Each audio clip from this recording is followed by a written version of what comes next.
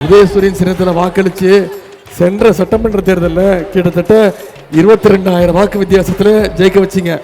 இந்த முறை குறைஞ்சது 50,000 வாக்கு வித்தியாசத்தில் நீங்க ஜெயிக்க வைக்கணும். செய்வீங்களா? ஒரு நல்ல வேட்பாளர், சூப்பர் வேட்பாளர் தலைவர் அவர்கள் உங்க இடத்துல ஒப்படைச்சிருக்கிறாங்க. கரெக்டா?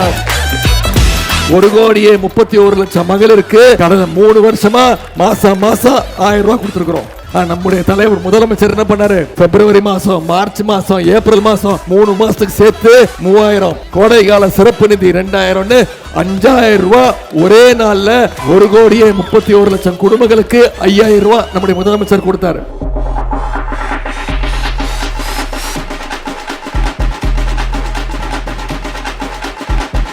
ஆவடி ஹீரோவா? உங்களுடைய வெற்றி வேட்பாளர் கரெக்ட் தானே? வெற்றி வேட்பாளர் தானே?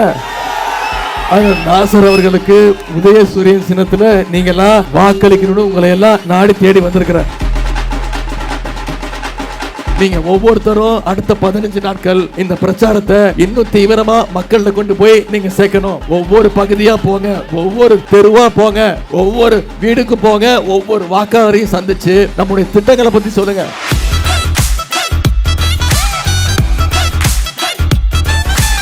இந்தியாவிலே சூப்பர் ஸ்டார் தொகுதினா இந்த கோலத்தூர் தொகுதி தான். முத்துவேல் கருணாநிதி ஸ்டாலின் அப்படிங்கிற ஒரு மகத்தான தலைவரை சட்டமன்றத்துக்கு அனுப்பி வைக்கக்கூடிய பெருமை வாய்ந்த தொகுதி இந்த கோலத்தூர் தொகுதி. இன்னும் பெருமையா சொல்லணும்னா தமிழ்நாட்டுடைய முதலமைச்சர், இந்தியாவுடைய நம்பர் 1 முதலமைச்சரை அனுப்பி வைக்கிற தொகுதி உங்க கோலத்தூர் தொகுதி. இவன் ஊரா போய் எல்லாருக்கும் வாக்கு கேட்கிறான், அவங்க அப்பாவுக்கு வாக்கு கேட்க வரமாட்டேங்கிறான், நீங்க நினைச்சிட கூடாதுங்கிறதுக்காக வாக்கு கேட்டு வந்திருக்கிறேன். டெல்லி அணியை ஓட ஓட விரட்டணும். டெல்லி அணியில யார் யார் இருக்கா? இப்போ மோடியுடைய நம்பர் 1 அடிமை திரு எடப்பாடி பழனிசாமி.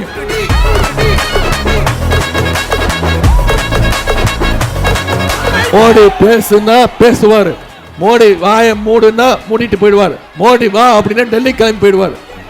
போட்டோவா? நீ போட்டோவை காட்டிடுவேன். அவர் என் மேல கோவத்தில் என்னெல்லாம் பேசுறாரு தெரியுமா? கீழே ஒருத்தர் படுத்திருக்காருல்ல, அதான் எடப்பாடி பழனிசாமி அவர்கள். இப்படிதான் அவர் முதலமைச்சர் பொறுப்புக்கு வந்தாரு. இப்ப என்ன தெரியுமா சொல்லிட்டாரு? நேத்து பேசும்போது சொல்லிட்டாரு, உதயநிதி என் உயிரை வாங்குறான் அப்படின்ட்டாரு.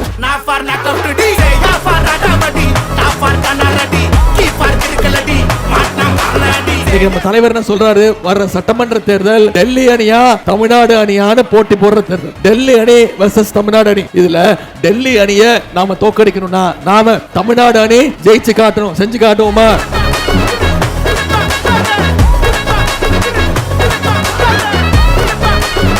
தமிழன் பிரசன்னாவுக்கு நான் இன்ட்ரோடக்ஷன் கொடுக்க தேவையில்லை. உங்க அத்தனை பேருக்கும் தெரிஞ்ச முகம் தான், தெரிஞ்ச நபர் தான் தமிழன் பிரசன்னா. தமிழ்நாட்டுக்கே தெரிஞ்சவர் தமிழ் பிரசன்னா. எதிரணியினர், குறிப்பா சங்கிகள், அடிமைகள்லாம் சகோதரர் தமிழன் பிரசன்னா வராருன்னு தெரிஞ்சாலே போதும், பார்த்தாலே ஓடி போயிடுவாங்க. அந்த அளவுக்கு தன்னுடைய கொள்கை அடிச்சு ஓட விடுறவர் சகோதரர் தமிழன் பிரசன்னா.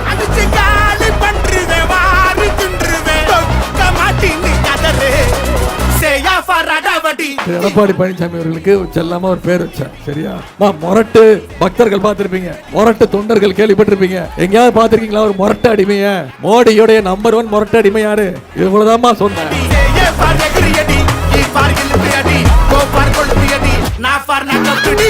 சேகர் பாபு அவர்களை பத்தி நான் உங்களுக்கு சொல்லணுமா? என்னைக்குமே மக்களோட மக்களாக இருந்து 24 மணி நேரமும் உழைக்கக்கூடியவர் அனந்த் சேகர் பாபு அவர்கள்.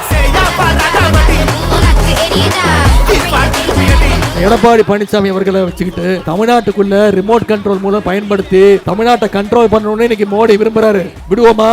தமிழ்நாடு என்னைக்குமே டெல்லிக்கு அவுட் ஆஃப் கண்ட்ரோல் தான் அப்படிங்கறத இந்த தேர்தலில் நாம நிரூபிச்சு காட்டுவோமா?